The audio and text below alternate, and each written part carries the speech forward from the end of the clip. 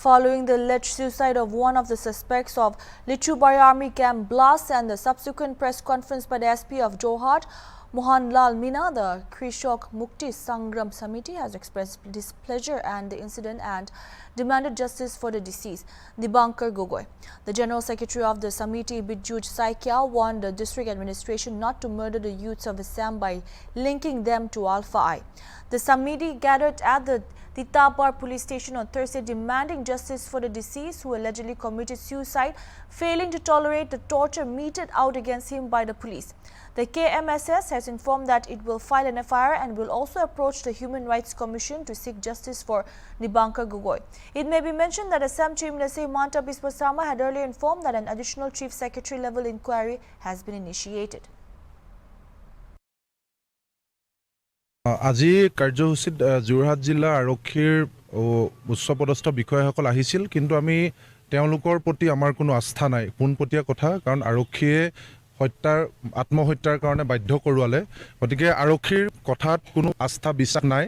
সেইকাৰণে দুগৰাকী দণ্ডাধীশ আহিছিল, তেওঁলোকৰ মধ্যস্থতাত আজি পৰিয়ালৰ লোকসকল আৰু আমি সকলোৱে মিলি আমি এই গোটেই বিষয়টো তদন্ত কৰিবৰ কাৰণে তেখেতৰ বাইক দীপাংকৰ গগৈ বাইক ৰিমলি হৈকিয়া এখন কাগজ ইতিমধ্যে দিছে। হেতু এজাহাৰ নহয়, এখন কাগজ দিছে আৰু এখন স্মাৰক পত্ৰ যে এই গোটেই বিষয়টো তদন্ত হ'ব লাগে আৰু তদন্তৰ ভিত্তিত নিৰপেক্ষ নিৰীহ দীপাংকৰ গগৈ কিয় হত্যা কৰা হ'ল, কোন দোষী সকলোকে চিনাক্ত কৰিব লাগে।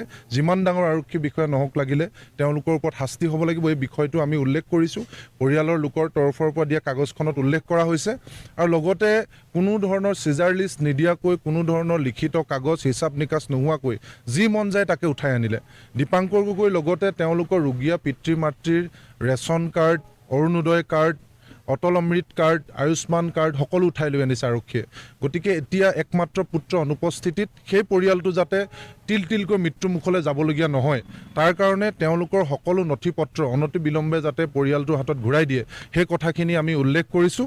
আৰু ইয়াৰ সমান্তৰালভাৱে আমি আজিৰ দিনটোতে তিতাবৰ আৰক্ষী থানাত সকলো কথা বিৱৰি কোন বিষয়া গৈছিল, কেনেকৈ আনিছিল, ঘৰত গৈ দীপাংকৰে কি কৈছিল, আটাইবিলাক কথা লিখি আমি পৰিয়ালৰ তৰফৰ পৰা এখন এজাহাৰ দিম।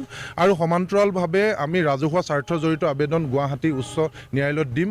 মানৱ অধিকাৰ আয়োগক আমাৰ আবেদন থাকিব আৰু লগতে পুলিচ আৰক্ষী দায়বদ্ধতা আয়োগৰ ওচৰতো আমি আবেদন দিম।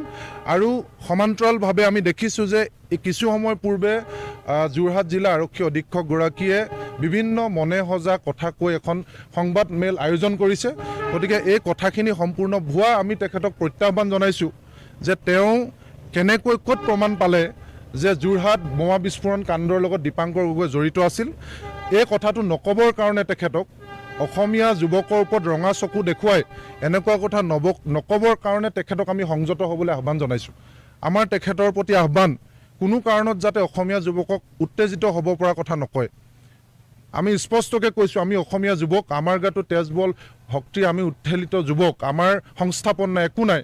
সামাজিকভাৱে অৰ্থনৈতিকভাৱে হতাগ্ৰস্ত মানুহে এতিয়া প্ৰতিবাদ মুখৰ হৈছে। কোনোবাই কবিতা লিখিলে জেলত দিব, গান গালে জেলত দিব, ছবি আঁকিলে জেলত দিব, সকলো ধৰণৰ গণতান্ত্ৰিক পৰম্পৰা নিষেধ কৰি দিছে। তাৰপিছত মানুহ খং ক্ষোভত উত্তেজিত হৈছে। গতিকে এনে পৰিৱেশত উচতনিমূলক কোনো বক্তব্য যাতে আৰক্ষী অধীক্ষকগৰাকীয়ে নিদিয়ে।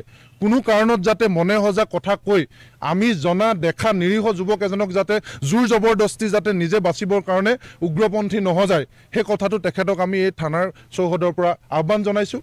আৰু সেই কথাটো আমাৰ পোনপটীয়া কথা, কাৰণ আমি ভালকৈ জানো এতিয়া আৰক্ষীৰ তদন্ত নহয়, আমাক ৰিটায়াৰ্ড জাজৰ জৰিয়তে তদন্ত লাগে। এই কথাখিনি আমি লৈ যাম ওপৰলৈকে, এই কথাখিনি আছে। গতিকে কোনো কাৰণত উত্তেজিত হ'ব পৰা, কোনো কাৰণত বিভ্ৰান্তিকৰ মনে সজা কথা কৈ আমাক যাতে, পৰিয়ালটোক যাতে, অসমীয়া যুৱকসকলক যাতে আৰু উত্তেজিত নকৰে, তাৰ কাৰণে আমি আৰক্ষী অধীক্ষকজনক আহ্বান জনাইছোঁ।